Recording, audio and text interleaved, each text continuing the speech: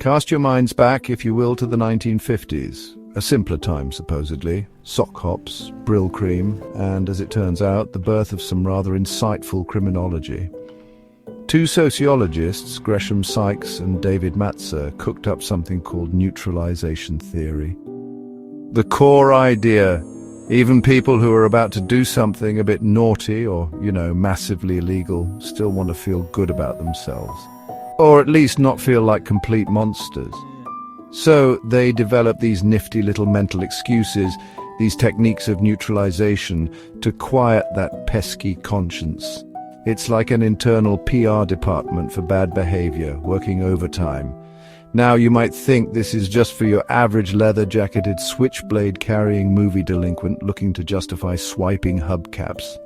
I didn't really want to steal it, Officer Krupke. Society made me do it, but oh no, this theory has legs.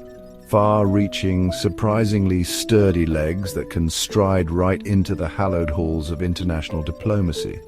These techniques allow individuals, or as we'll see, entire nation-states, to commit acts that fly in the face of established norms or laws, all while maintaining a self-image that's, shall we say, less global menace and more misunderstood guardian of very important things. It's quite the psychological trick, really. The fascinating part is that Sykes and Matzer figured most people, even the ones occasionally engaging in deviant acts, actually believe in the dominant moral code of society. They know right from wrong deep down. So to square their not-so-great actions with their generally law-abiding beliefs, they need these neutralizations. It's not about rejecting morality entirely, it's about creating little temporary pockets of "it's okay just this once" for these very specific self-serving reasons. Think of it as a moral hall pass scribbled in crayon by the person who intends to use it. Convincing, isn't it? And here's the kicker, the bit that makes you tilt your head and go, huh. These techniques, born from studying juvenile delinquents 75 years ago, seem to be enjoying a rather vibrant second life, not in after-school detention, but in the high-stakes, high-drama world of geopolitics, specifically, as we'll explore, in the way certain large, influential countries explain their rather assertive actions on the world stage. It's almost as if some foreign policy handbooks are secretly bound in old high school yearbooks, complete with doodles in the margins. So what are these magical excuses, these get-out-of-jail-free cards for the conscience? First up, we have the classic denial of responsibility. This is your go-to when you want to suggest your hands were tied. It wasn't my fault. The delinquent cries, the devil, or peer pressure, or a sudden gust of wind made me do it. In the grand theatre of international relations, this might translate to we had no choice but to build that enormous, definitely not for military purposes island in disputed waters. External forces and vague security concerns compelled us. It's a masterpiece of passive voice blame shifting. Next in the delinquent's toolkit is denial of injury. This is where you argue that no real harm was done. Sure, I borrowed his lunch money, but he's got plenty more. He probably didn't even miss it. Besides, he could stand to lose a few pounds. For a nation-state, this could sound like our Coast Guard vessels merely nudged their tiny fishing boat with a high-pressure water stream. It's practically a free boat wash. No one was seriously hurt, just mildly inconvenienced and perhaps existentially threatened, but mostly just a bit damp. Think of the cleaning bill we saved them. Then there's the ever-popular denial of the victim. This is a delightful little number where you assert the target actually deserved whatever happened to them. He was asking for it, strutting around with that fancy new bike. Our 1950s troublemaker might sneer. In geopolitical speak, this becomes, they were encroaching on our ancient, historically indisputable and conveniently expanding maritime claims. They shouldn't have been existing so provocatively within their own exclusive economic zone. What did they expect? A welcoming committee and a fruit basket. Clearly they are the aggressors here, by daring to possess resources we'd rather like. Finally, we have the dynamic duo condemnation of the condemners and appeal to higher loyalties.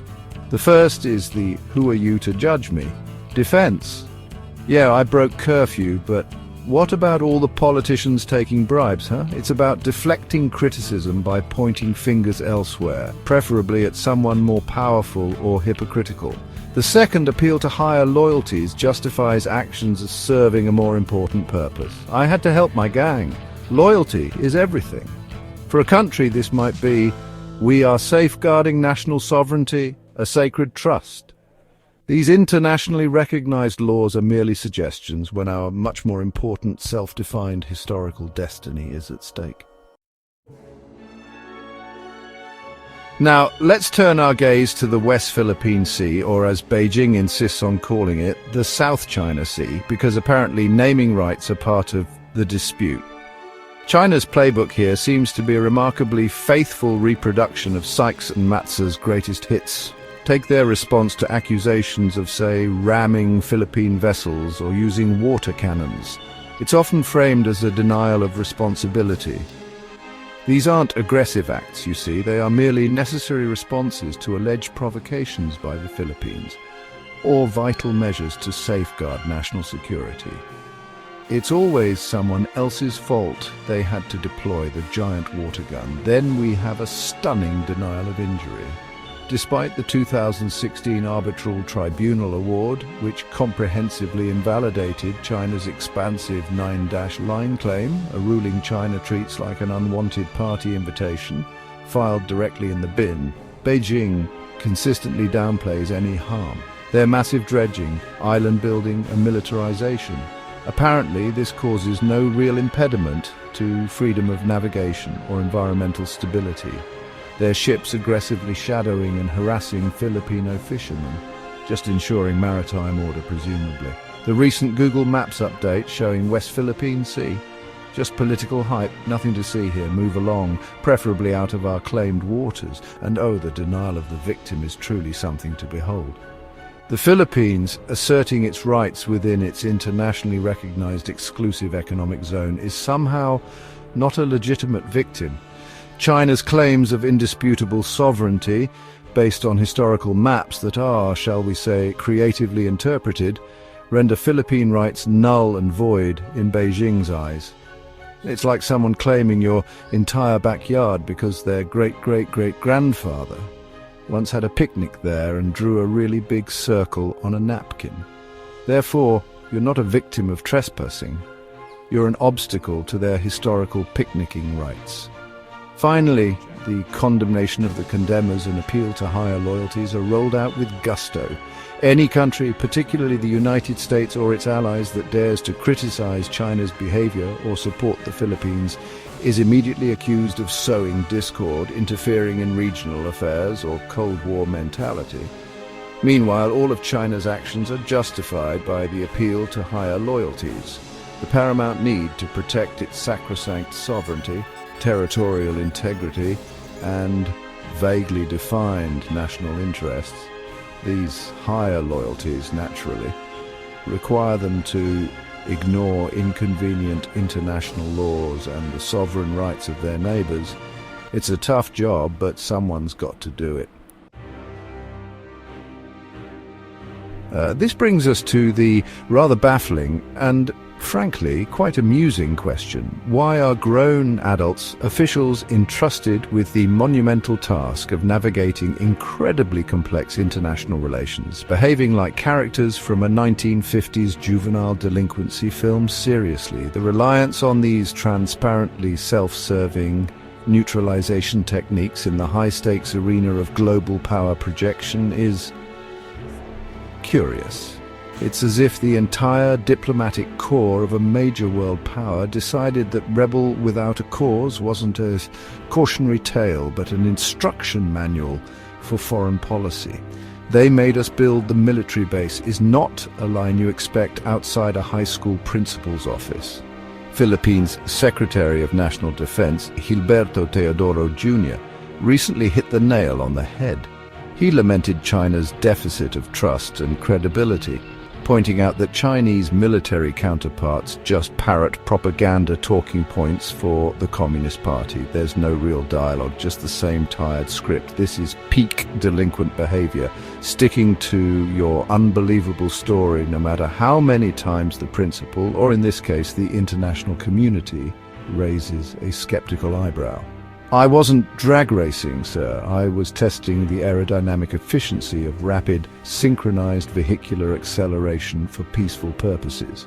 In response to this pattern, Manila is quite sensibly trying to craft a long-term strategy. National Security Advisor Eduardo Arno cited China's baseless, excessive and expansive territorial claims, militarization and confrontations as the reason. They're aiming for a consistent, assertive maritime stance, looking to avoid past flip-flopping. It's like dealing with a persistent school bully. You eventually realize that just giving them your lunch money every day doesn't actually solve the problem. Sometimes you need a strategy and perhaps the support of some bigger friends on the playground, like those involved in the recent joint military exercises. So, what are we to make of this? These techniques of neutralization designed to explain why a teenager might shoplift a candy bar are now being deployed to justify actions that could spark international incidents. It's a geopolitical strategy seemingly stuck in a bygone era of slicked-back hair and a profound misunderstanding of cause and effect. One has to wonder, with a completely straight face of course, if the next step is for international disputes to be settled by a drag race down the Scarborough Shoal, or perhaps a strongly worded letter that begins, "Dear world, it wasn't my fault."